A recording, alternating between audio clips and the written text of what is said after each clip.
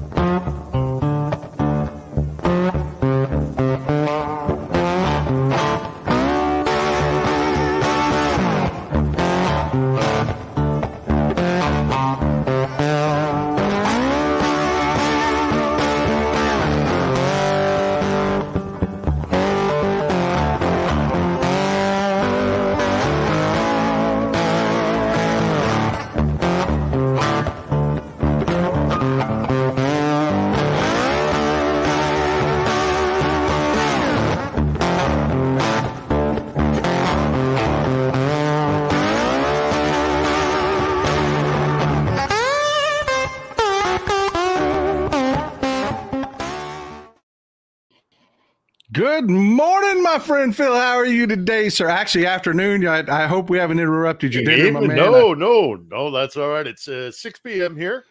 Happy International Women's Day. It's 8th of March, a really big day on the calendar here. There we got Olga behind me, Saint Olga of Kiev, who is the patron saint of vengeance and resistance. She's the epic queen of bad motherfuckerville. She is. Do not mess with Ukrainian women. That is the message. And it's been a good day. I woke up this morning to that amazing State of the Union address. That started my day real good, and then hit lovely weather today, and I was out and about. And, you just got to hand it to these people. They will not be knocked down. That there was, men, giving flowers to women on the street. Of course, it's kind of a Valentine's Day attitude here as well. It's not just, celebrating women. It's also kind of a, relationship thing. So, men out there taking their significant others out for cocktails or lunch or what have you, and it's just their life spirit will not be driven from them. It is so incredible to see on a daily basis. So I'm feeling pretty good today. I'm feeling today maybe we've got a brighter future than I thought maybe we had yesterday, because between that State of the Union and just witnessing the resilience of the Ukrainian people, I'm feeling like there's a bright future ahead. Let's we normally talk about international politics and what's going on in Ukraine. Let's actually start out with some domestic stuff. I want to jump in. Sure. The responses are out. Let's just get the response to the State of the Union out of the way. I don't know if you actually got to watch that, but it did not go as planned. The Republican curse of the State of the Union response is alive and well. It was delivered by Katie Britt, and the response to it is on the right is shock.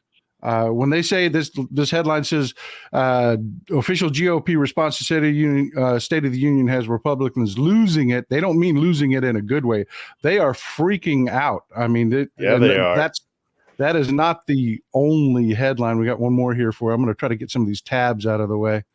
The Guardian has Republicans baffled by Katie Britt's State of the Union response. And what's got them freaked out is, do you know who John Kennedy is here in the United States? Louisiana Senator John Kennedy. When you talk to him, when you meet him in person, I've spoken to the man briefly. When you talk to him, this is what he talks like. He's a Harvard-educated attorney. He's very direct. Yeah. He speaks. And then he does that whole foghorn leghorn thing. It's just exactly. Yeah. Oh, Bill, I'll say.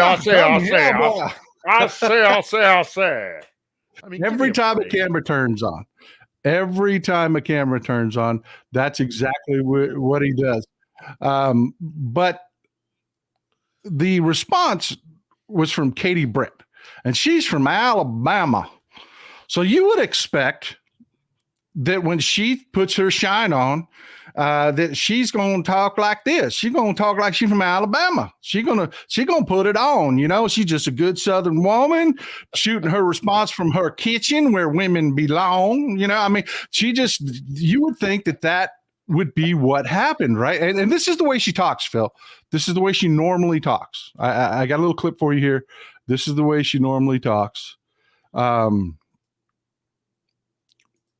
Hey y'all, Katie Britt here. I am looking forward to delivering the Republican response to the State of the Union. So tune in. Not creepy at all, right? I mean, it's pretty straightforward. No, pretty. Yeah, pretty you middle think, of the road. Well, yeah. No, that is not what happened. Let me give you a little soupçon of what we got last night. I haven't seen this yet. I heard about it, but I haven't seen it yet. So this is gonna be.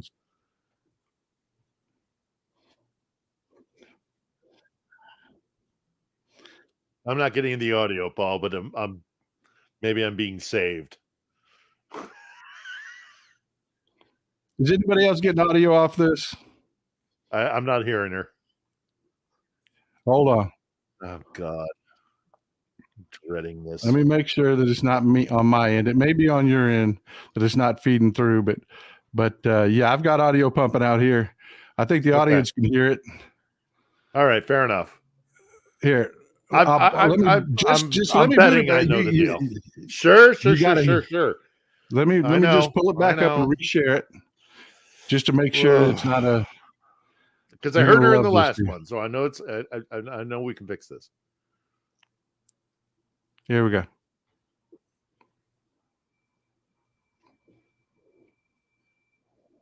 You getting it? No, I'm not getting it, but I'll pull it up. I don't know what it is. I'll pull it up. It's just. Anyways, she's talking like, we hear you, we see you, we understand you. She talked the whole speech like I swear to God, when it was over, Phil, I was expecting some Wes Craven horror movie, like where her joints bent backwards and she crab walked out of the room. I mean, it was insane. It was insane. I just. Yeah, well, their whole narrative that Biden, can't put two sentences together. I mean, he was eloquent. He was, not elegant. He was, he was lucid. He made his points well. He drove them home. He occasionally when he was challenged from the knuckleheads, he rolled with it. He was not just doing it off a prompter. His points were well made, well argued. And they're losing it. The Republicans don't know what to do because it was a good speech, man. It was a good speech. Yeah, and they're just ignoring the Republicans for a minute. Just this was not a speech that. I mean, Joe Biden hit his target here. He hit his target. This was his target audience more than anybody. This was his target audience. He was not. You notice there wasn't anything new there. It was just to really clarify the differences between Republicans and Trump and Biden and the Democrats, and he nailed it. Yeah. He nailed it. He came out powerful. He came out well-spoken, eloquent throughout the whole thing. But this was his target.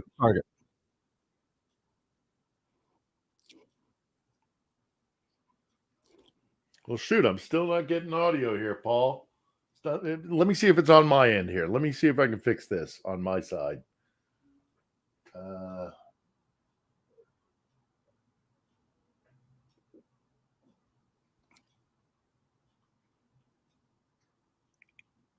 No.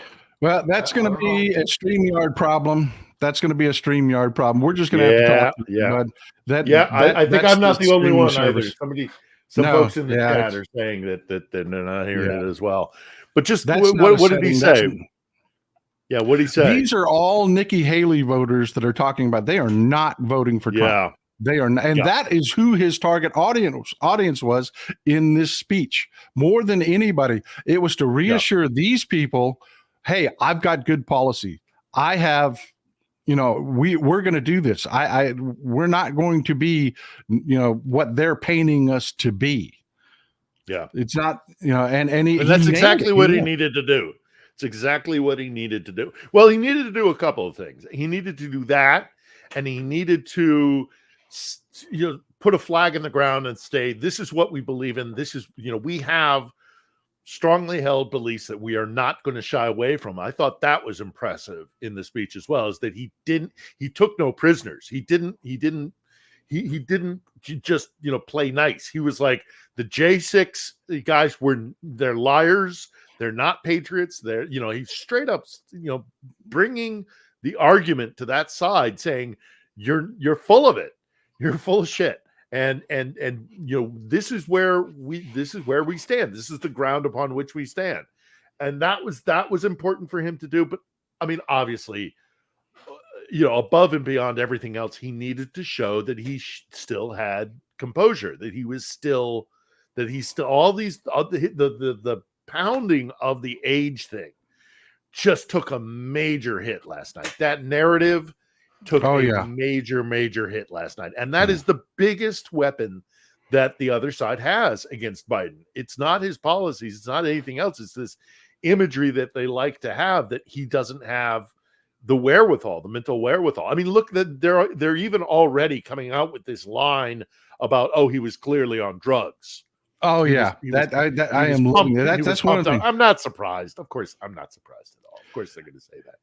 Phil, it's really their desperation says more about them than it does about what Biden said or about our positions.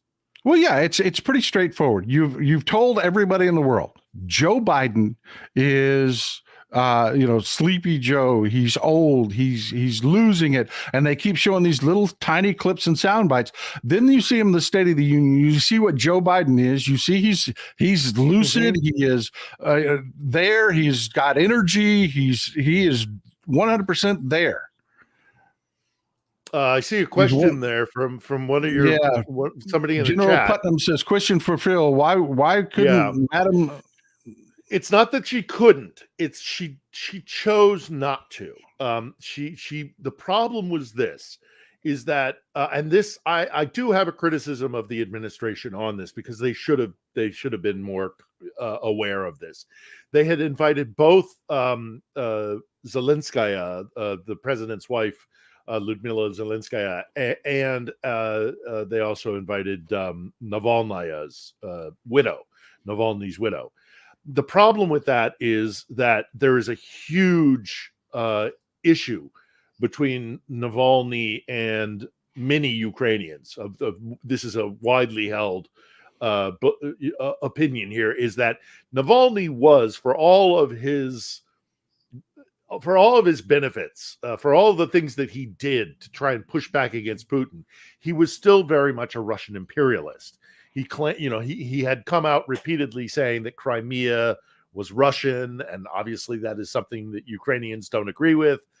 And he and his family have repeatedly kind of looked at the war here, as much as they have spoken out against it. They still have the mentality. They still have the imperial Russian mentality. So Zelenskaya was going to sit. Yeah, if you go back and look at my social media, when Navalny died, I don't know where this guy. I don't know who this guy is that the media brought. Navalny's Russian, folks. Yeah. He's Russian. Very Russian. He is not. He is not a pro-Western guy at all. He is Russian. When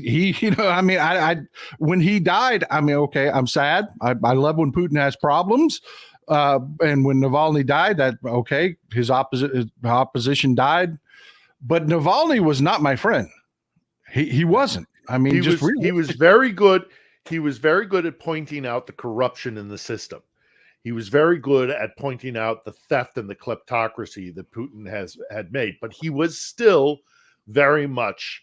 I mean, he was not democratic. He had, you know, he never really was outspoken in terms of trying to make the reforms that Russia desperately needs to make, and which I mean, like, if you want to talk about Russian opposition, there's a guy, you know, Vladimir Kara-Murza, who is currently in prison. There's a guy who actually wants to change the landscape of Russia. Navalny never wanted to make the fundamental changes that need to be made in Russia. He just was anti-Putin. And I was at marches where he marched, and he was a very good organizer. He was very good at putting out his information campaign, which undercut Putin showed him to be the criminal that he is. But ultimately, you're right. He was no friend to the West, not really. And, you know, look, we could go into depth and really get lost in the weeds as far as that. But what it boils right down to when the State of the Union question comes up is that it would not have been a good look. It wouldn't have been a good look. And also, aside from just the optics of it for Zelenskaya, there really is a very strong sense of not mystifying Navalny here in Ukraine. Yeah. So it was not. And look, I am Biden all the way, man. I'll vote for him if he's, you know, if he's partially comatose. I don't care anything. I keep telling people, they're like, oh, they're going to replace Biden. That's what they're going to do. They're going to replace Biden. Oh, the hell they are. If Biden died tomorrow, we would Weekend at Bernie's him all the way. There'd be dark branding glasses on. We would Weekend at Bernie and him all the way through the election. Yeah, exactly. But I will not shy away from the criticism on this. That actually should never have happened. The State Department and the Biden administration should have been very much more conscious of the sensitivities of putting those two, and they wanted to seat them next to each other. It was not thoughtful. It was not considered. It was a mistake. And now, look, we're not going to make a big deal out of it. We're going to move on. It's not worth getting bent out of shape. They didn't want to, she didn't want to sit next to Navalnaya. And once she said, I'm not going to sit next to her, Navalnaya said, well, I don't want to sit next to Zelenskaya either. So, okay, fine. It's a little pissing match and we move on. But it wasn't the smartest thing to have done. I tell you, one of the things I love to have, you don't need audio on this one. And for some reason, the platform is just not playing audio on any of the videos. So we're going to have to fix that. But you don't need audio for this one. This is when Joe Biden came in and he sees Marjorie Taylor Greene. She was just a buffoon, just a clown yesterday. But it just, watch his expression.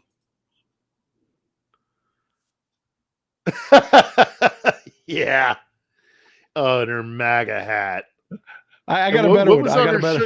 What was on her shirt? I haven't fully seen what her shirt was.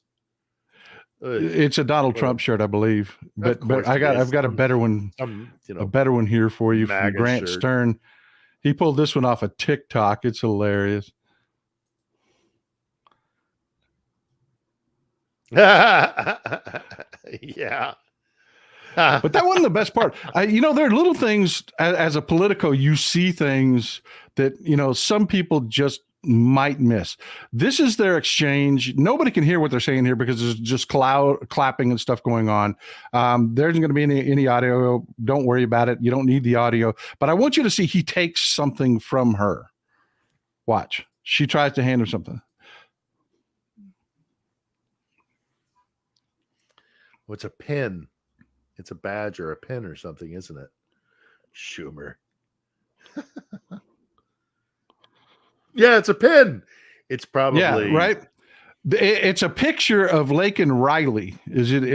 If you're following local news right now, I'm sorry. If you have been raped by an American citizen, or you have been robbed by an American citizen, or if you have, something has happened to you criminally that was perpetrated by an American citizen, right now, Fox don't care.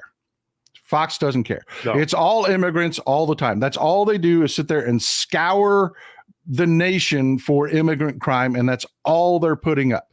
And Laken Riley was killed by an immigrant, and it's just, it is what it is.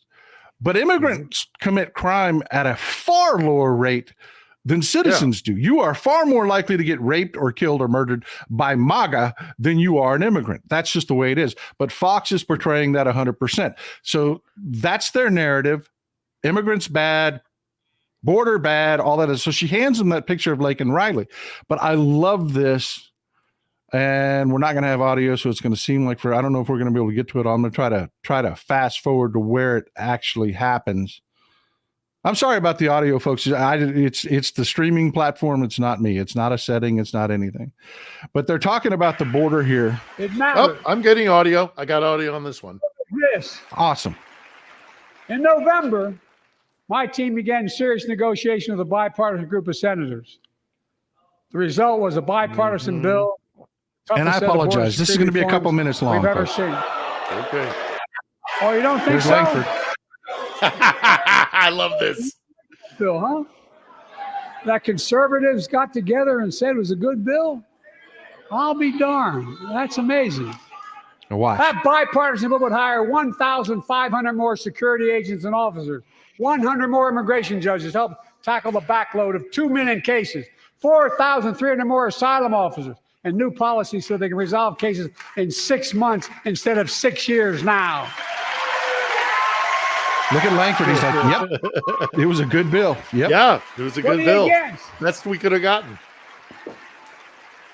Idiots. Absolutely. 100 idiots. more high-tech drug detection machines to significantly increase the ability to screen and stop vehicles smuggling fentanyl into America. That's killing thousands of children. We talked about this on the show before. The This bill technology's would save there. lives and bring order to the border. Oh, Hi, hell, I'm got a Nicole commercial. Hockley from Sandy Hook Promise. It's YouTube, folks. You're going to get commercials. It is. All But right. while we take a minute for that, you know what I You've also noticed given out of me that? and any new president. We'll watch the rest of it. Go ahead. No, go ahead. Go ahead. No, I was just going to say, look how he is actually okay. So, like, both of my parents, rest their souls, died of dementia. My father had full blown Alzheimer's. My mother had a variation of dementia. I know what dementia looks like. Yeah. People who suffer from dementia do not have the capability to roll with things like that and be cognizant of what is happening in the room and respond to directly that. They're in a kind of, and then you look at the other guy, the orange maniac with his aphasia, where he mumbles and drifts off the end of his sentences, where he is not like Glitch McConnell. He is not and Glitch McConnell. But more importantly, the Republican nominee is not able to maintain a narrative or to react to his environment. Biden right there is showing he does not have a mental issue because he not only is he keeping a narrative, he is responding to what is happening in the room. And the Republicans are freaking the hell out over it. I got to clip for you here a little bit from Hannity. But watch what he does here. This is, as a Politico, this gave me wood, Phil. This gave me food. I mean, this is Judo right here. Temporarily shut down the border when the number of migrants at the border is overwhelming. The Border Patrol Union has endorsed this bill. The Federal Chamber of Commerce isn't. Yeah. You're saying low. Look at the facts. I know you know how to read.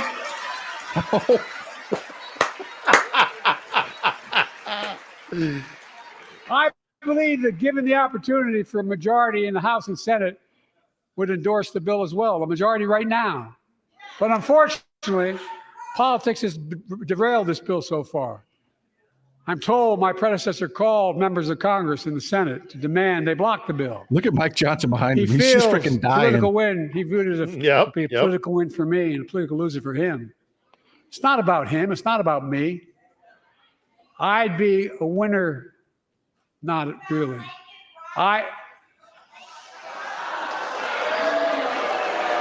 Watch this.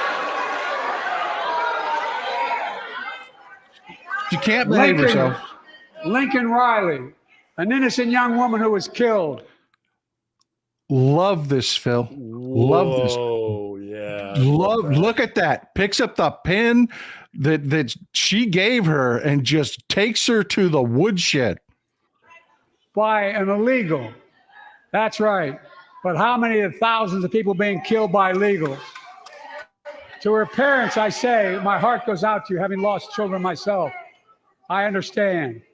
But look, if we change the dynamic at the border, people pay these smugglers $8,000 to get across the border because they know if they get by and let into the country, it's 6 to 8 years before they have a hearing.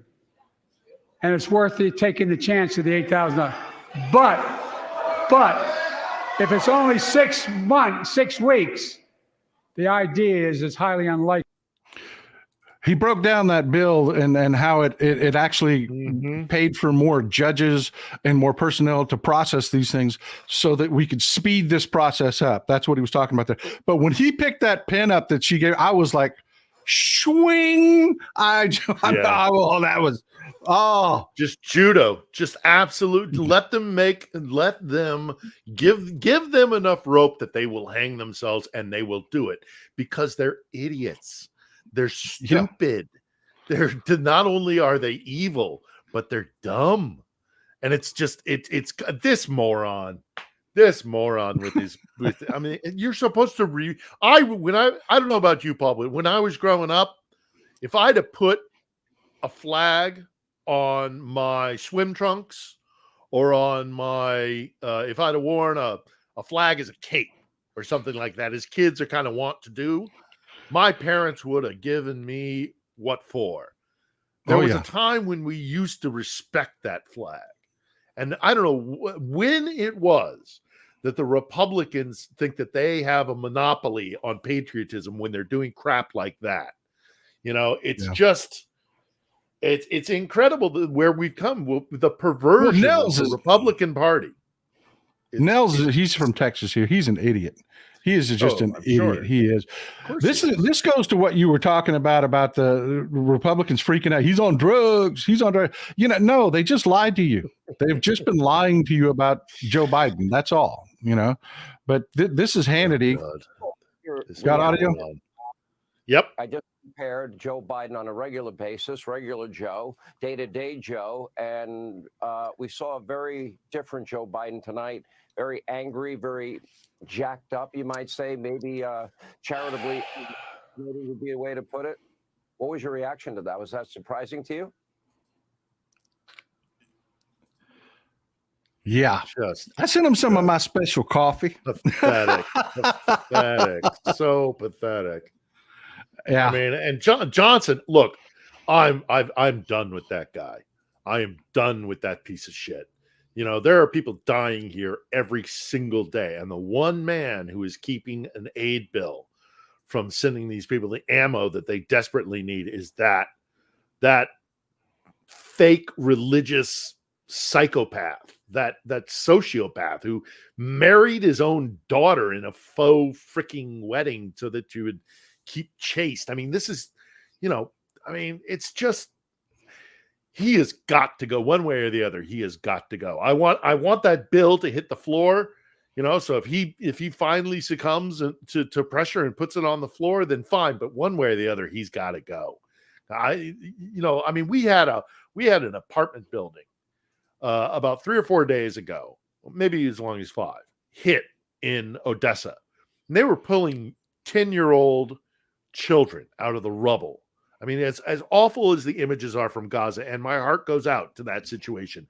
But the fact that this place has been almost completely forgotten while we have children being pulled from the rubble in Odessa because that piece of shit won't put the bill to the floor. That missile that hit that apartment building in Odessa and killed, I think it's now up to 7 children, that could have been knocked out of the sky if they'd have had the ammo to do it. And that's on Johnson's hands. It's on the GOP. That's on Johnson. That blood of that 10-year-old boy in his Batman underoos is on Johnson's hands. Fuck him. Fuck the GOP. It's and the fact, and again, and I know we'll talk about this more at greater length, maybe after we've finished up with the State of the Union. But the fact that Gaza, as horrible as it is, has sucked all the oxygen out of it, and it seems like our press can't walk and chew gum at the same time. Is disgraceful. I mean, the press corps has all but left. The scale of it, Phil. This is what kills me. The scale. If you just talk about, there's human tragedy. There is. Okay, there's human tragedy. But if you hold up a 4-pound bag of sugar and say, this is the tragedy in Ukraine, and you want to hold up something comparable to the tragedy in Gaza, the death in Gaza, you would hold up a sugar packet. It's the scale is that different. The scale is that, and also this is winnable. The people look again. I don't want to diminish the horror of what is. My buddy Malcolm Nance was just down in Israel. He and his reports and what he has been saying, I have been listening to with great involvement and all the reports that are coming out of Gaza. But people have been fighting over that little piece of desert, that little sliver of land since time immemorial. That is people, because of their big daddy, sky daddy, and and the difference between who that is, and disagreements about who that is. The minute we went exactly upright and stopped walking on our knuckles, we started killing each other over the Levant. Yeah, exactly. Whereas here, this is winnable, 100% winnable. And there's a very clear way to do it. It's been expressed openly, that going back to 91 borders, that actually putting Crimea on the table and making the Russians realize that this whole, misadventure has been a disastrous decision. Vladimir Putin has, and again, I want to get back to the State of the Union. I know you do too, but as long as we're on this topic, we're going to wrap I up love in a the State second. of the Union. All right. Well, anyhow, you want to wrap up the State of the Union, and then I'll come back. No, finish your thought, Phil. Well, what I'm saying is, the minute so the Russians have lost damn near 500,000 men in this military misadventure, and for nothing, and the Russians will suffer casualties, like hardly any other country. There's a whole culture of sacrifice and just sending. They have a multitude of people, so they will just throw them into the meat T-shirts. There should be T-shirts that say, "Russia, we die. That's what we do." I mean, basically, it's just they don't even call them cannon fodder. They call them cannon meat. That's their mentality. If you translate it from the Russian, they don't call it cannon fodder. Put a pin in that right there, because we're going to talk a little bit about that concept here in just a second. Sure. I just want to what I want to wrap up the State of the Union with is this. Absolutely. This number right here. It's just one statistic right here. When we came into the State of the Union, this is right track, wrong track numbers out of a CNN poll of speech watchers. That number was reversed. It was 34-66 reversed. Wrong track, right track. After the speech, after people had heard what Biden had to say, 62-38 the other direction. I'm telling you, this corporate media bullshit, their willingness to just peddle bullshit, it's a problem, Phil. It is a problem. It's a huge problem. Because keep in mind, I worked in that industry. I worked in that industry for 25 years, and I saw how the sausage is made. And it's about money. It's not about informing the public. It's a problem. You're right, and it needs fixing. And I am cautiously optimistic, but that dinosaur, it's the old Brontosaurus, that the signal has not reached the brain from the tail. and the corporate media doesn't realize that their time is done, and they will circle the wagons. And it won't be guys. Here's the other thing, Paul, is that it won't be the guys at the sharp end, the pointy end of the stick. Guys like me, guys like my colleagues who come to places like Ukraine or go to Gaza, those aren't going to be the last guys standing. They'll cut back and cut back and cut back. The guys who are going to be the last ones standing are those middle management pricks who sit in their offices in New York or London or wherever. Those corporate guys, they're going to be the last ones to leave and shut out the lights. The guys who are actually doing what the job is supposed to be, which is news gathering, they've already cut well into the bone. They're in deep into the marrow. You know, we are being disserved, which is what really network news troubles me, and our corporate news. Which really troubles me about AP and Reuters and the wire services and that used to be straight news, Phil. That used to be my well to dip in, because it used to be if a story hit the wire services, you could have bet your life on that story. I mean, it's not that way anymore. AP has turned into clickbait. Reuters has turned into clickbait. It's just they're trying to compete with CNN and Fox instead of being the grand dame in the room that they used to be. And it's if you don't know the industry and you're not watching the changes in the industry, you don't know what should scare the living shit out of you. But when the wire services are doing this crap, that is huge. I mean, huge. Yeah. I think that's why I have a job, Phil, to be honest with you. I think 10 years ago, I don't think I could have done this. But independent media is just exploding because people aren't stupid. And I'm cautiously optimistic about it. I see potential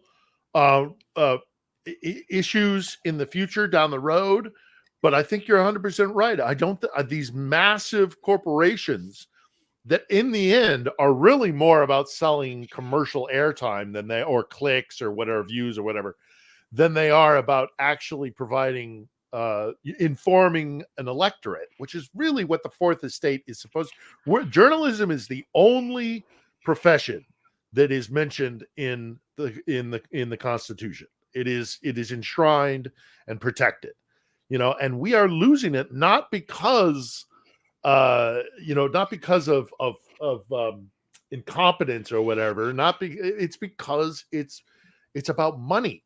If you got the time, I'll tell you a quick story here. I'll try and make it real quick. But a buddy of mine who used to work for CBS News, he's one of my closest friends. I worked with him through thick and thin, Iraq, Afghanistan, all the rest of it. He was a Marine veteran from Vietnam. So he's a generation before me. And he tells the story about CBS one day. They were gathered for their editorial meeting, and their executive producer was late in coming to the meeting, which was highly irregular. And they were getting increasingly concerned about it. And finally, he showed up and he said, "I got good news and I got bad news. Sorry, I'm late." And he said, "What do you want? You want the good news first or the bad news first?" And they've been so anxious because he was so rarely late in attending these editorial meetings that they were like, "Well, we've been anxious for a while. Give us the good news. We'll take something good." And he said, for the first time in its history, CBS News Network has made a profit because of 60 Minutes last Sunday. And everybody went, that's great. What's the bad news? And he said, for the first time in its history, CBS News Network has made a profit last Sunday because of 60 Minutes. And they're going to want it again. And they're going to want it next week. And they're going to want it the next week. Because it's money into the pockets of the corporate masters. We have destroyed the fairness doctrine. There used to be a time the airwaves were controlled by the people of the United States of America, and the government leased it out to corporations. So, and in return, they were promised that they would inform the electorate and that there would be a percentage of their airtime dedicated to news and information. And that is gone. Phil, check me on this. I've always told people, actual journalists and commentators in the news used to be the most annoyingly idealistic people. I mean, they believed in the truth. It didn't matter who won or lost because of the truth. Man, they were going to tell the truth. And if you lied, I mean, they were like pit bulls, man. You had to get a stick to break their jaws off of your legs, even if you told a small lie. I mean, that would piss them off, and they would come for you. Look at Murrow taking down McCarthy, that kind of thing. Those days are gone. Those days are completely gone. And as I say, I see pitfalls. I see risks with civilian journalists, with everybody who's got an iPhone or whatever, thinking that they can actually do professional journalism. Journalism is a vocation. It needs to be, you need to be trained. You need to know what you're doing. You have to have integrity, because if you don't have integrity, because the loss of faith in our news outlets is a huge part of why we are where we are. And they have lost that faith because they lost their integrity. Mistakes can be made all the time, but if you come out and you say, you do a retraction and you say we made a mistake, that would be acceptable. But because of the increasing speed of the news cycle, it just gets lost under the wheel. Well, and they never used to have to be pretty, Phil. Anymore. They never used to have to be pretty. That never used to be a thing. You know what I mean? It was always what was in your head. To be a journalist, you had to be a big picture person. And I'm going to turn the corner with this and what we're talking about, because of I want you to think about. But you also never tried to speak to a captive audience. Journalists never had an audience to whom they catered the news to. The news was the news, and it was for everybody to consume. Now we have these little sectioned off echo chambers, and it's destroying an informed electorate. And without an informed electorate, we get guys like Trump. A perfect example of what you're talking about exactly is the coverage of Avdiivka and what happened in Avdiivka. I want to talk a little bit about just some of the backstory and things about it. Can you tell the folks what Bezdaritsya is? Bezdaritsya? Yeah. The town outside of Avdiivka. No. The muddy season. Oh, no. Rasputitsa. That's the Russian. Rasputitsa is the Russian. You may be catching me out here, because my Ukrainian is awful. I'm a Russian speaker, not a Ukrainian speaker. Rasputitsa is what they call it. Going back to World War I, World War II, they talked about Rasputitsa. Tell them what Rasputitsa is. So the Rasputitsa is the muddy season. It's when the seasons change from, generally it's the season between winter and spring, when the thaw comes and all the ice melts and all the snow melts, and it just seeps into the ground here, and especially here in Ukraine, by the way. It's because this is such absorbent. This is black soil here, and it turns into this tar substance, this thing that just folks, I want you to imagine for a second. Okay, a riverbank. The soil that's left is heavy clay soil.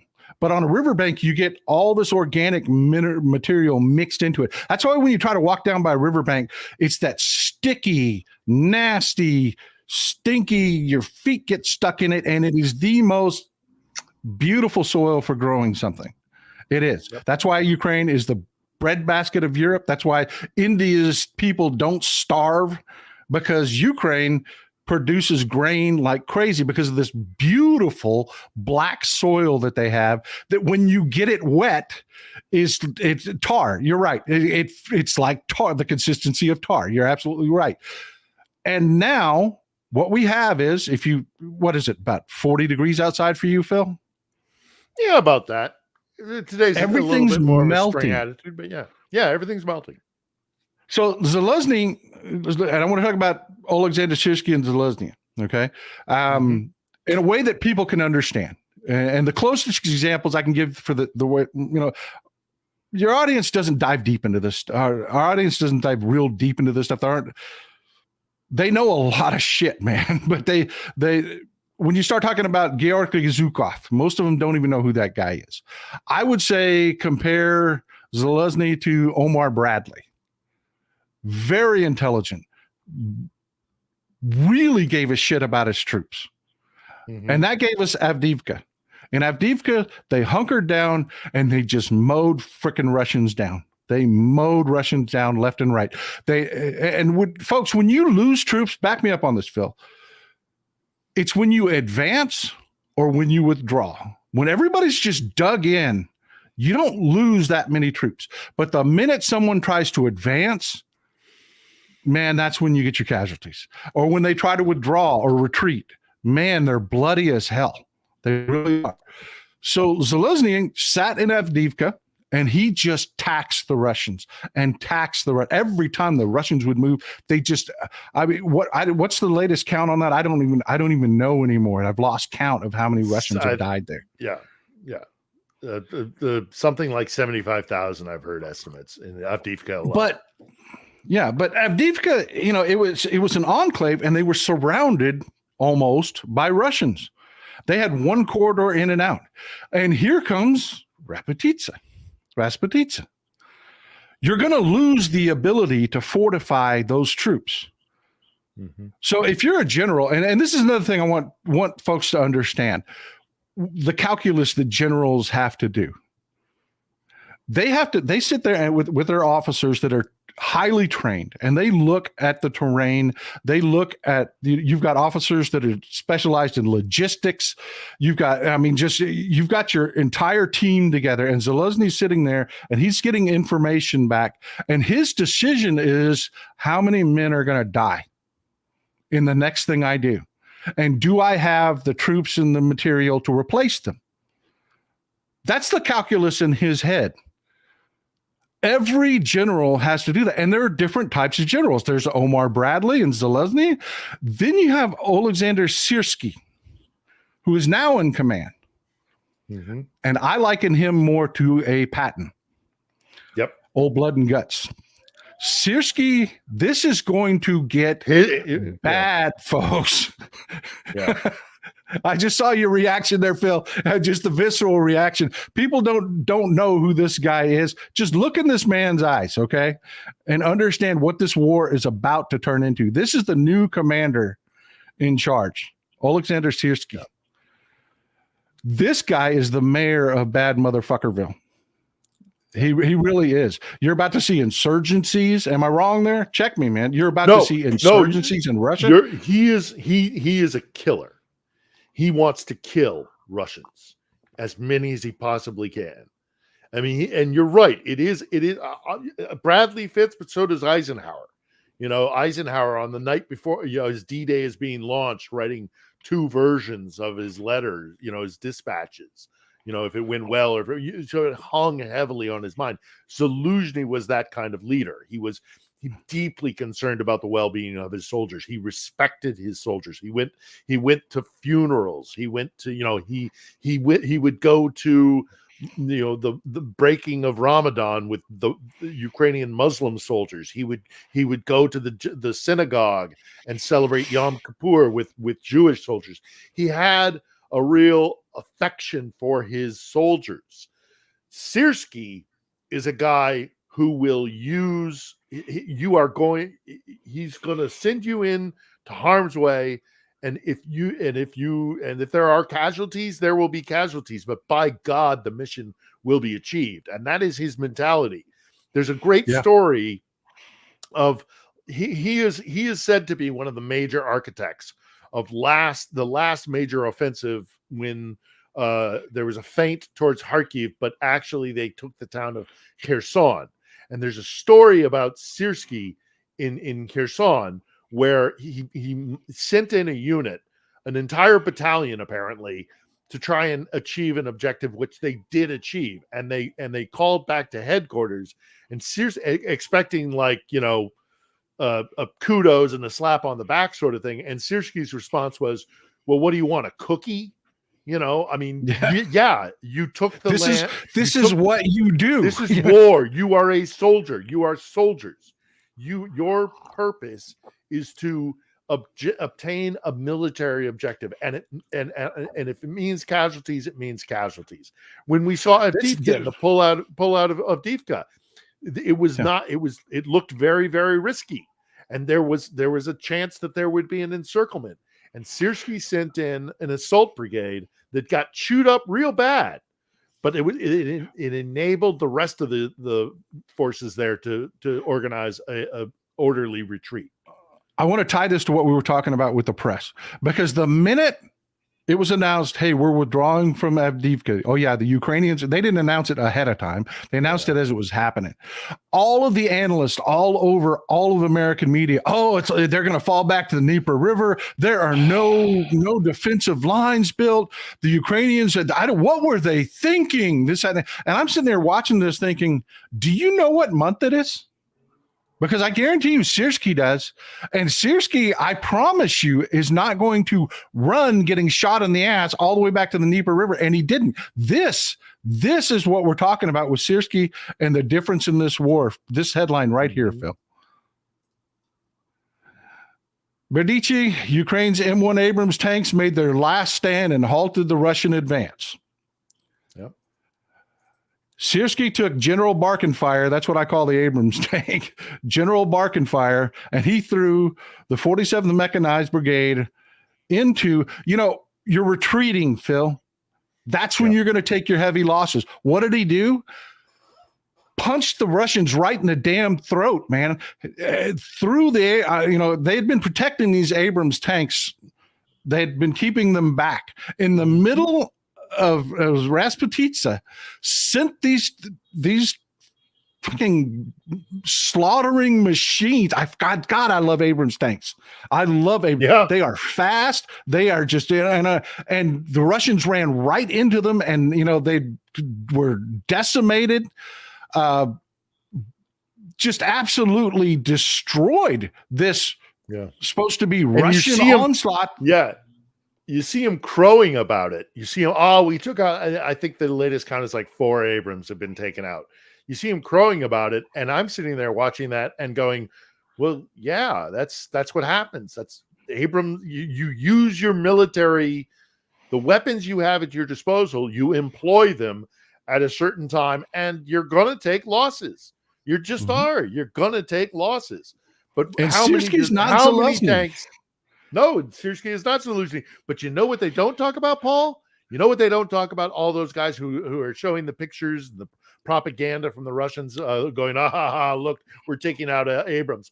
I don't know. I have not seen a single report indicating how many T-72s or BMPs or how many Russians did those Abrams tanks kill before they were taken out. We don't hear that ratio, do we? No, we just hear decimated the Russians, bullshit. Phil. They did. Yeah. They were just folks, I cannot tell you how good the Abrams is at fighting on the fly. It is just next level good at fighting on the fly. If I had to beg for armor when I was going to retreat, I would want Abrams tanks. Because they can, man. They can shoot and move. They can shoot on the move and hit what the hell they're aiming at. But yeah, what you're talking about, this asshole, they are all over. All of them seem to follow Mario Nawfal, but they celebrate every piece of America. These are Americans. Yeah, they do. These are MAGA. I know. They celebrate every piece of American equipment that gets destroyed. They are just cheering the fact that 4 Abrams tanks got destroyed in what should have been a slaughter. I mean, if this had been World War II, this would have been exactly what they were saying it was going to be, which it's not. No. It's just not. No, I've been out there. I've been out to Chasiv Yar. If you folks want to go to my vlog, I've got a vlog from about 8 months ago when I was out in Bakhmut and along the Bakhmut salient, and I was in Chasiv Yar. I have been to the west of Chasiv Yar. I have seen the defenses laid out in depth. All the Ukrainians are going to do. So in that part of the country, what you have is these low sloping fields that go up at a very, very slow incline a very mild incline to a tree line, and then it drops down, and you do the same thing over and over and over again. If the Ukrainians want to just put a bunch of anti-tank positions along those tree lines, think about doing Pickett's charge 12, 20, 40 times. Okay, that's what we're looking at when it comes to what the Russians will have to do to get to the Dnieper. Much less. And imagine coming over that land. Imagine coming over that ridge, and there are a dozen Abrams tanks. You are dead. There, I mean, they are not going to miss. Yeah, I hear you. No, I hear you, and I am right with you when it comes for the how amazing I saw Abrams tanks in action in Iraq, and boy, oh boy, I wouldn't want to be on the receiving end of that. But I also owe my life to a Bradley. I owe my life to being in a Bradley. Those things are the combined arms doctrine is, if they can really, and again, once the F-16s get here, and those are coming imminently. Yeah, this is not a lost fight. This whole narrative, because of Avdiivka fell, and all these guys who are just taking their talking points directly from the GRU aquarium in Moscow. Their headquarters is called the Aquarium, and they're just swallowing it whole cloth. These traitorous Americans who want to see Ukraine lose because they hate America so much they want to see Putin's Russia, this white Christian nationalist bullshit where they think there's parity. Not realizing that the Orthodox Church hates Protestantism, but that's for another time. But there's I got the map up so that people can see. Yeah, it's just open ground. It's everybody was saying, all the analysts. Yeah, you all can't the analysts were saying what was going to happen. Yeah, but all analysts were saying that once they withdrew from Avdiivka, this was going to roll all the way back here to the Dnieper River. Mm-hmm. Yeah, that's what the armchair generals have been saying. This is what happened. This is what happened right here. This is Avdiivka. This is Avdiivka right here. They decimated the Republicans and stopped their butts cold here at Berdichi. The Russians, these villages, You said Republicans, which is an understandable mistake. Same thing. But in Orlivka, you see it. What you're talking about, all of these lakes, these small little lakes, and remember the soil we talked about. Remember what they're trying to advance through. The Ukrainians put their backs because of those natural barriers. Yeah. Mm-hmm. They put their backs up against these lakes.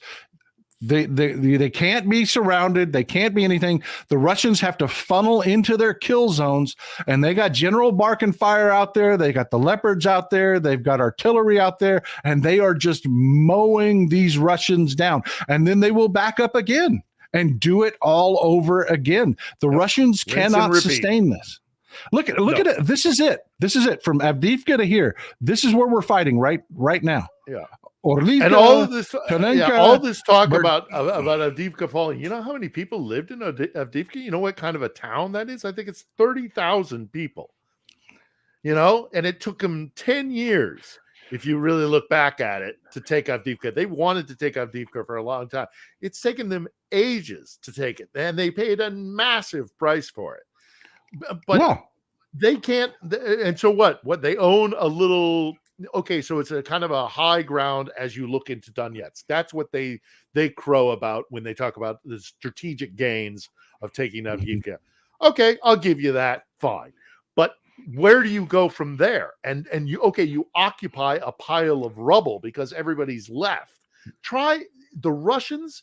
If let's say something catastrophic. It's booby trapped. There are mines everywhere. It's defense in depth. It is trench line after trench line after trench line, and it is literally as I described to you, because I've been out there. Again, this is another thing that pisses me off about these guys who are armchair generals who've never been to this country and have never done. There is no substitute for on the ground reporting. These idiots that sit there with their open source intel and they think they're armchair generals and they fucking understand what's happening here. They're completely deluded. So they're talking about, well, it's only a matter of time before there's a major rout of Ukrainian forces and they fall back to the Dnieper. They haven't been out there. Again, it's Pickett's charge, not once, not twice. It's 12, it's 15, it's 20 times. Time and time again, they're going to have to cross open ground under withering Ukrainian fire. Even if we don't send muddy, and even if we don't get our shit together and pass the bill, the Europeans are supplying enough ammunition for them to do the job. And also we found ways to circumvent the obstructionists in Congress as well. They have enough. They don't have as much as they would like, but they can make the Russians pay for that ground in punishing fashion. And they cannot. The Russians are depleted. They can take a pile of rubble like Avdiivka, which used to hold 30,000 people. They can maybe take that after a brutal fight for it. But if they try to take a town, even a town like Kramatorsk, which I think is probably maybe 150,000 people, don't hold me to that, but that's kind of what I'm judging that town, that city to be. They can't hold that, much less a town like Kharkiv or their real objective, which is Odessa. They want Odessa desperately. I've been to Odessa. My God, I've lived in Odessa. The fucking place is a fortress. God help any Russian soldier that steps foot in Odessa. That's why they haven't moved that direction. No, because I think they're, well, see, I don't know. I think they are really legit. There's a huge section of Russia and the Russian mentality that actually does think they can take back Odessa. It hasn't sifted down into their consciousness that they have lost Odessa forever. And woe be it to any Russian soldier that tries to set foot in Odessa, because not only is it a fortress city, reinforced, and not only is Kharkiv a city of rebar and steel that will chew them up as well, but Odessites, who kind of at the beginning of this war were a little bit like, I mean, they're Russian speakers. There's a whole history and legacy of empire within Odessa. So a lot of people were like, there might be elements within Odessa that might be pro-Russian. Not anymore, buddy. Not anymore. What happens when you bomb a city like they have done in Odessa? I think the first one that really turned that was the thing that turned the Odessites. It was the church. There's 18th century church there, the Church of the Resurrection, if I'm remembering correctly, and it got hit by a Russian missile, either by design or because it was knocked out of the sky by anti-air defenses. The entire city turned out immediately the day after to clean it up. I've been to Odessa. Again, another reason why you need to have people on the ground. People on the ground. I've spoken to Odessites, and this was before this catastrophic hit of this apartment with all these beautiful young children who will never grow up, never fall in love, never find a job, never do anything because of fucking Russians. Okay? Yeah. The Odessites hate Russia. There is a palpable outrage, and this was before that apartment building. This was post the last time I was down there. It was post the church. It was post a strike on a prominent hotel on the sea on the Corniche there. But I would speak almost universally, with a couple of exceptions. Taxi drivers could be a little eccentric in any country. But by and large, the vast population of Odessites are like, let them come. If they come, I'll tell you a quick story here, and it's in one of my vlogs. But I'll tell you a quick story here. I'm down in Odessa for the first time since the full-scale war began. And what speaking of your blog, I put a link to your YouTube page. Is already in the description, folks. So after the show, go to my YouTube page, look at this show, and we're going through a transformation. Put a thumbs up, right now, Paul. comment. There's a link. We're going through a transformation. I'm about to launch a podcast. We're turning an office into a studio here for podcasting and for doing something kind of a little. I'll still be vlogging, but anyhow.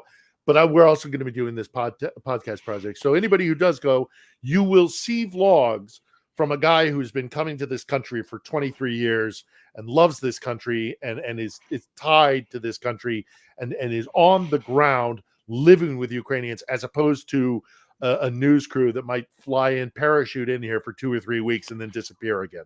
So that'll give you, I think, if I can be a little less than humble, a view of what it actually is to be on the ground here.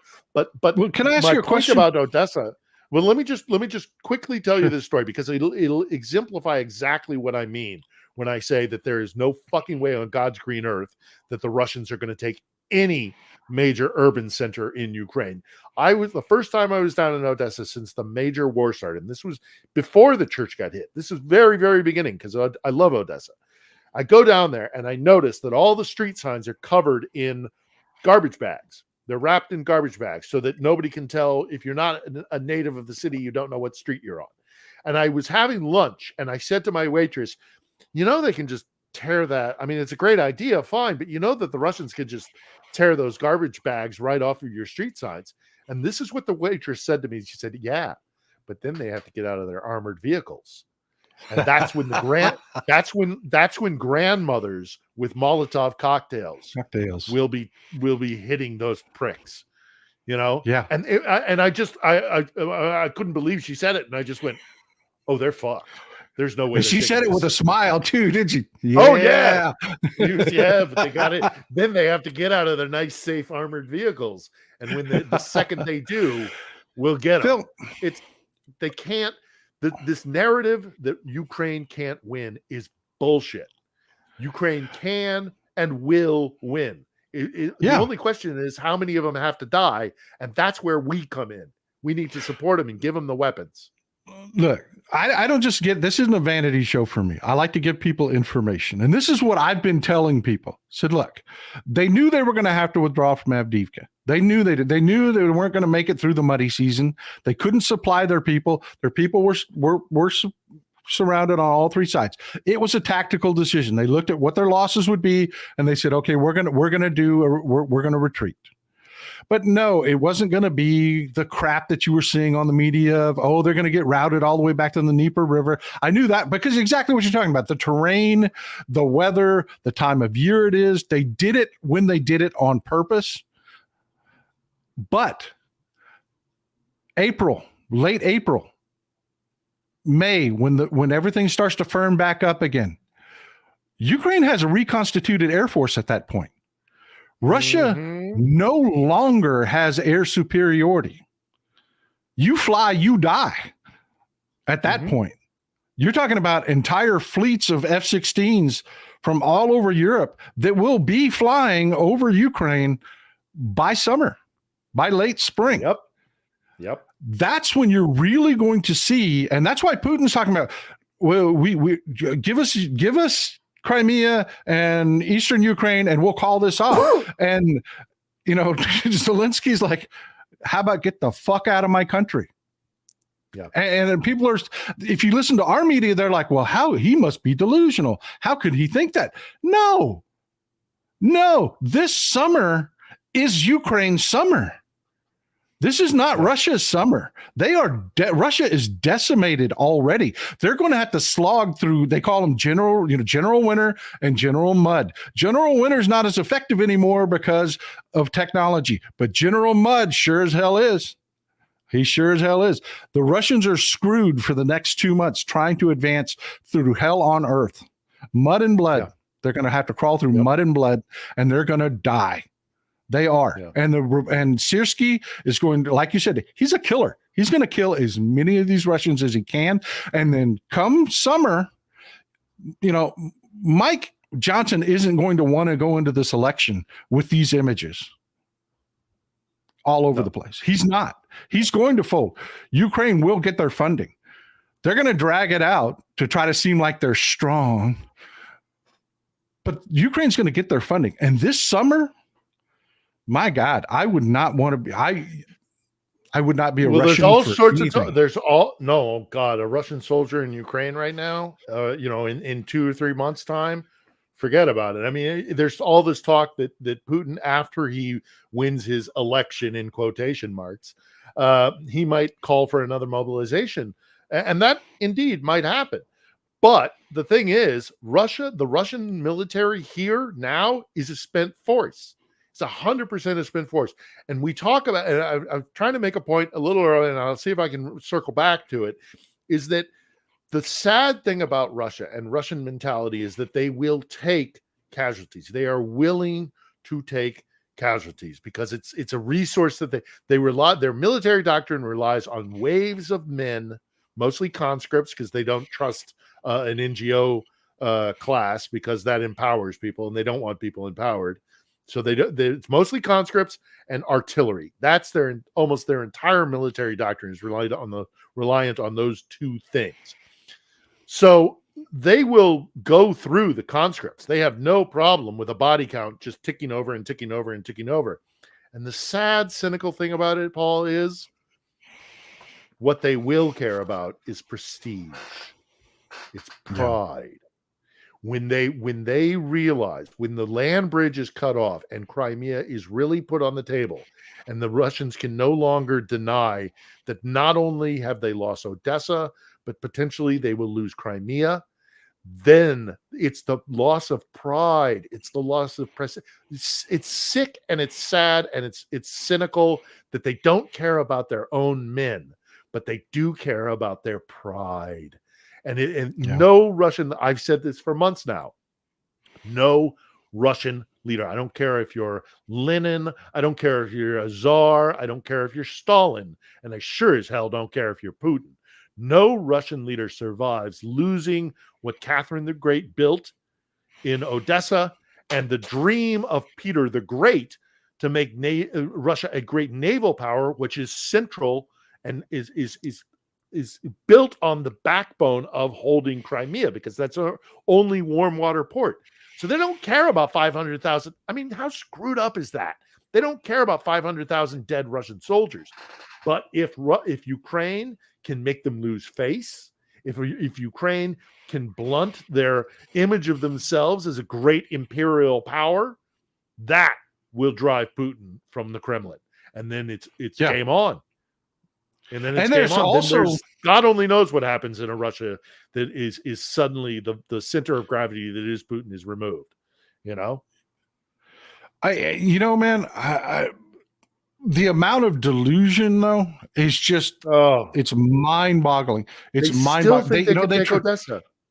They tried to take out Zelensky the other day when he was meeting with Mitsotakis, the prime minister of Greece. A rocket hit within a couple hundred feet of Zelensky's tongue-tied. His entourage, there you go. Yeah, his motorcade. That to me is the stupidest thing Russia could do, because the next man up is Vitaly Klitschko, the mayor of Kyiv. If you kill Zelensky. Zelensky, Klitschko is a beast. He is not. He is not. He's a boxer. Zelensky. Zelensky is a kind, gentle man. You can tell that by talking to the guy. You can go back and look at his entertainment when he was an entertainer. He's intelligent. He's a lawyer. He is a kind and decent man. Zelensky is not saying hurt the Russian people to make this stop. Klitschko, I don't think would think twice about, you get me some people in St. Petersburg and you blow up a fucking hospital. You blow up a school. You blow up whatever's freaking necessary to make Russians cry, and you make them cry until they don't want to be here anymore. Klitschko is a bastard. He really is, and super intelligent too. That's the thing that blows my mind. Yeah, he's a boxer. He is a monster of a human being, but he's extremely I would not want that man pissed off at me. I would not want that man pissed off at me. This is what they don't understand. Both the Moscovites and the Trumpists, they don't understand that unlike them, we don't have a cult of personality in Ukraine. It's not centered around Trump. It's not centered around Putin. Zelensky is, yes, he is a beloved leader by and large. There's still, this is a democracy, and there are people who are critical of him. But there's an old poem by a Ukrainian nationalist politician and poet and artist, a guy by the name of Ivan Franko. And he was writing in the turn of the 19th into the 20th century. And he wrote an amazing poem called The Stone Hewers, or The Stone Cutters. And that he was a Ukrainian nationalist in 1910, by the way, before there even was a fucking NATO. So don't give me that. He sought Ukrainian independence, and he wrote this poem called The Stone Cutters. And he said, "You strike at the stone as long as you are able, and when you fall, I will pick up the axe and I will strike at the stone." That's what they don't understand about Ukraine. This isn't a cult of personality. It's not about Zelensky. This entire nation is mobilized. It is in solidarity with one another. It is unified with one single purpose: liberty, self-determination, and expelling the invader. There is a singular purpose here. It is unlike anything I have ever seen. I have covered over a dozen wars. I've never seen anything like this. Mind you, I didn't spend a lot of time in the Iraqi or the Afghan insurgencies, but I've never seen anything like this country. And they are singularly minded. It's get rid of the Russians, because they know what it's like to live under Russia's imperial rule. Make no mistake about it. This is an imperialist war. This is about colonization. Ukraine is not Russia. Ukraine is independent and sovereign and separate from the Russians. And they will not stop. There's all this talk of, you're absolutely right, Paul, when you say, like, Putin is putting out these feelers about peace talks, and all these people are talking about, well, there could have been peace at the beginning of the war if Boris Johnson hadn't come down and forced Zelensky. Bullshit. They know their enemy better than we do. They know the threat from their enemy. They will never stop fighting. Better to fight and live and die on your feet than to live as a slave on your knees. That's literally the option that they have been given, because the Muscovites themselves have said our aim is to destroy the identity of the even idea of there being a culture or a country or a nation called Ukraine. They'll never stop fighting, man. We just have to decide how many of them have to die before we get our shit together and back them, wholeheartedly. You see Macron finally pulling his head out of his ass. Yeah. French troops, when they go to Ukraine, everybody went, what? Yeah. You see his latest thing? You say his latest thing, that if Kharkiv or Odessa are actually under threat, that he said this straight up. I think within the last 36 hours or something like that. He said if Kharkiv or Odessa were to be imperiled, that they would, not might, not there's a plan, we'll think about it. No, he said we'll send French troops in. Which I'm sure the French population will, because the French that's what the French do. They will be up in arms and there'll be protests. But to have a European leader straight up say, no, this is about you. This is about European security, and we cannot allow Putin to benefit. What people don't get, what they don't and they like these armchair right-wing freaks on social media talk about, well, they're if the worst thing that could happen for Russia is for Putin to win here.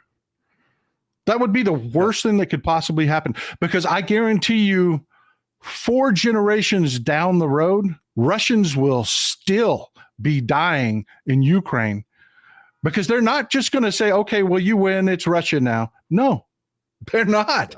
They're not. It's just not going to happen. They will kill Russians in insurgencies forever. I mean, there is no, we win. You would have to literally exterminate every freaking Ukrainian before this, and you wouldn't be able to do it. Pretty much. You won't be able to do it. And we would have to sit there and watch from the sidelines, having made promises and signed a freaking agreement in Budapest in 94. We would maintain, if they gave up their nukes, that we would defend their border. Well. Yeah, and then 2014 as well subsequently. But we would have to sit on the sidelines and watch, and I'm not kidding, Paul, we would have to sit there and watch a genocide.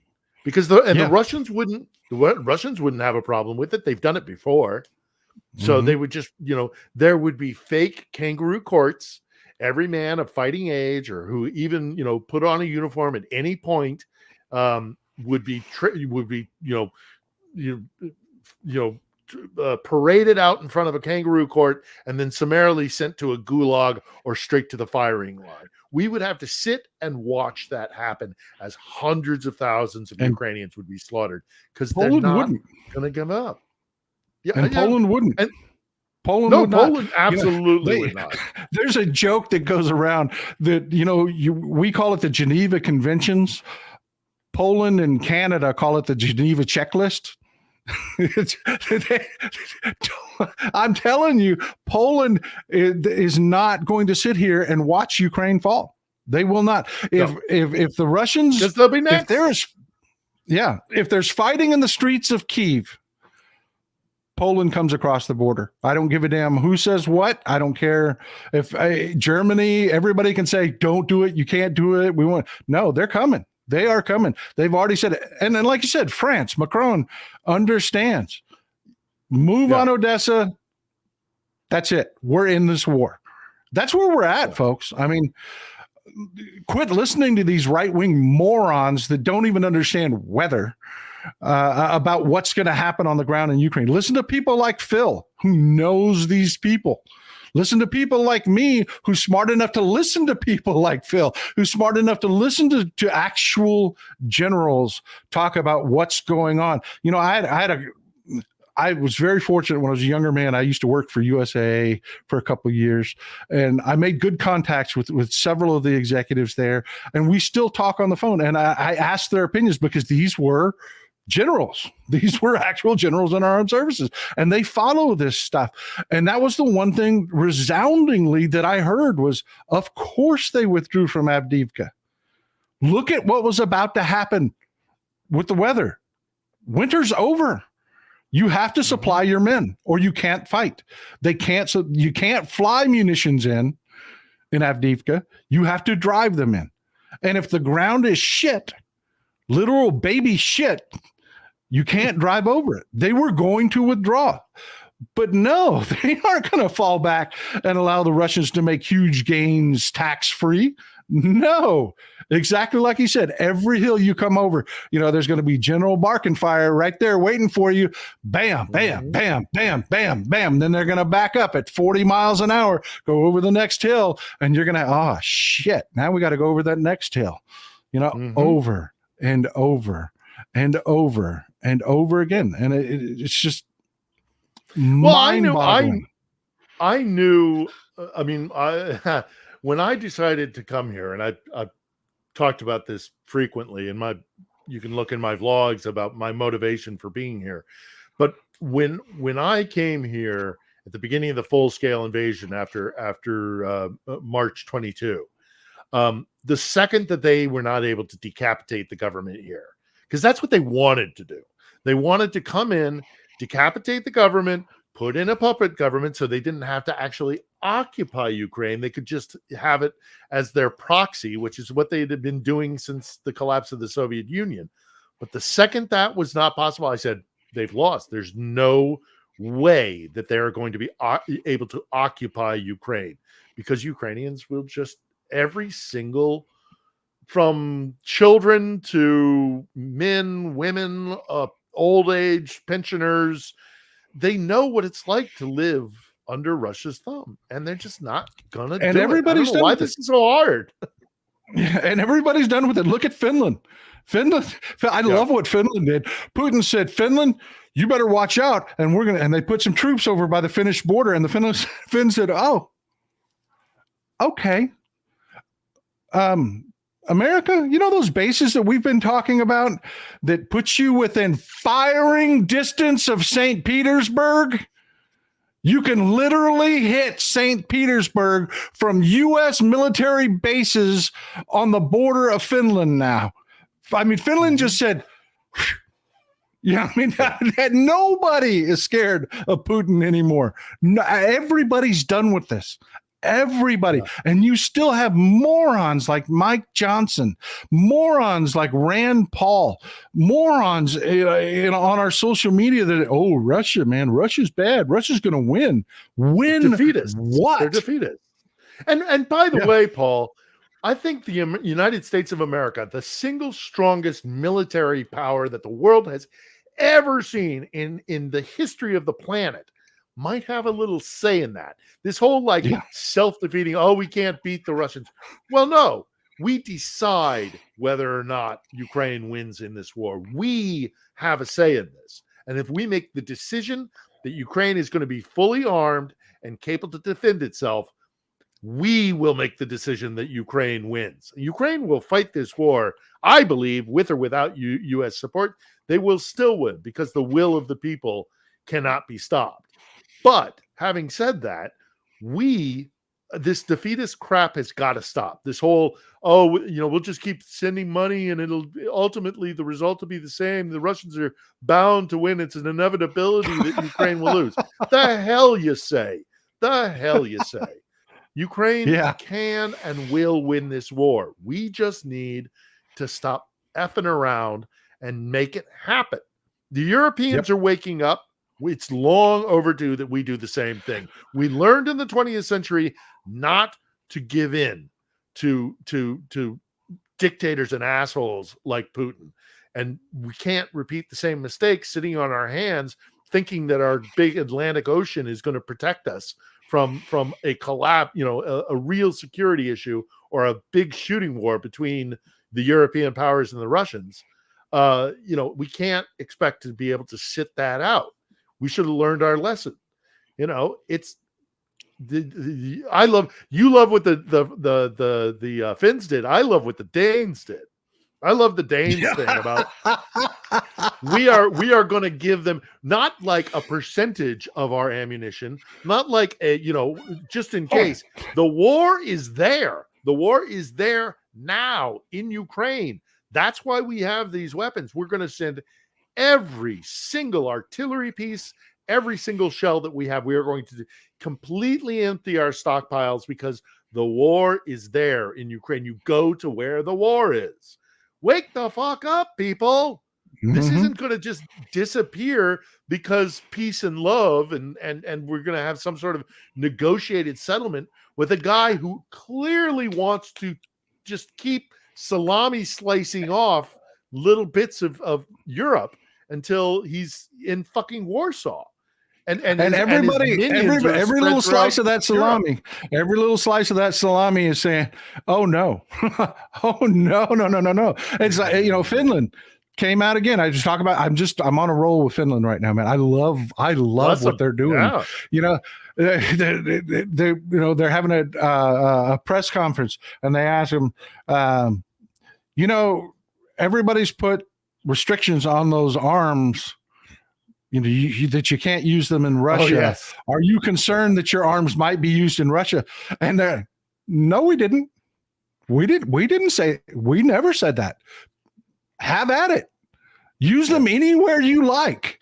Moscow, use our weapons to hit Moscow. Go ahead, do it. I mean, I was like, I love the Finns. Yeah. Oh, well, yeah. again, it's because they understand their enemy. I mean, the Finns have fought the Russians, several times, and they know their enemy. The Poles, the Winter War, amazing history.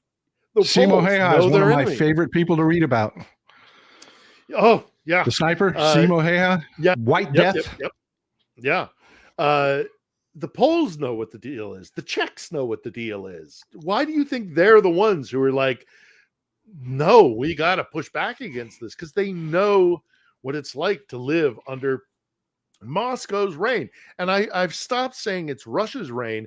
It's the Moscow. And this is as good for Odessa as it is for Warsaw, as frankly it is for Ekaterinburg or for Vladivostok. The system in Russia is not even about Russia. It's about Moscow because everything flows up because power is binary. in the Russian mentality, in the Russian system, you either win or you lose. There is no win-win. There is no compromise. You dominate or you are dominated. That is their mentality. It's deeply cynical. I lived in Russia for 5 years. I've covered it for over a quarter century. This is their mentality, and it's deeply dark and deeply cynical. But it has to be resisted, and those who lived under Moscow's cruel thumb have known what that is like. And you're 100% right when you say that ultimately, I think this will be good for the people of the nation called the Russian Federation when Putin is deposed, because then maybe finally, and I'm not holding my breath, but I certainly hope for their own benefit that they finally look in the mirror and go, we got to make some serious reforms in the way we live. And maybe losing Ukraine, that'll be the thing that forces them to do that. Well, my friend, I love our conversations, but we are out of time, man. We're going to leave it on that note. That is a great thought. I appreciate it. We could talk for hours. I know. Yeah, okay. Thank you. Thank you for having me on, buddy. Come back. Is there anything that you want to plug? I mean, you've got your podcast coming out. I got my vlog that's already up. And people who haven't seen it before can look at the back catalog. More vlogs will come out, but I am rotating, or I'm transitioning to, I'm finally setting up a podcasting studio. We'll be doing a weekly interview, and I think a weekly kind of like just roundup recap of the week's events or incidents or things that strike my fancy. You doing that? Yeah. Are you doing that through your YouTube channel? I'll be doing it through YouTube. I'm getting I'm getting a social media guy who's going to be coming on board, and we're going to try and get the message out there, because as you mentioned, as we've talked about in the past, the press is not doing this place justice. Never has done, frankly. Well, I've got your link to your YouTube channel here right now. Your link to your YouTube anywhere right now. I'm not leaving. In the description. I'm not leaving until we're popping champagne corks on Victory Day. So anytime you want to have me, Paul, all you got to do is ask, and I'll come on back with I love our conversations, man. I really do. It's nice to talk to somebody that sees the big picture, that understands the reality on the ground. We got to keep it in people's minds. We absolutely want to. This is the most important war that I have ever covered in my life, and probably, hopefully, will be the most significant war, and hopefully my last as well, that I ever cover in my career, because this will change the face of Europe one way or the other. I'm sorry, folks. We all hate war. Everybody hates war. I've been to war way too many times in my life, and I wanted to hang up my spurs. I really, truly did. But this is too important. What happens here, we are in it. It is happening now. We cannot deny it. We have to decide what decision we are going to make, whether to support these people fully or to abandon them. And if we abandon them, we will end up with one kind of Europe. And if we support them, we will end up with another kind of Europe. And Europe is our closest ally. So make a decision. Well, we're out of here, Phil. Thank you, sir. It was great talking to you. Thanks, buddy. Enjoyed it as always. Have a good one, my friend. Folks, thanks for hanging out. Great conversation. I'm glad you could be here for it. We are just out of time. Enjoy some Texas cities at night. Have a good weekend.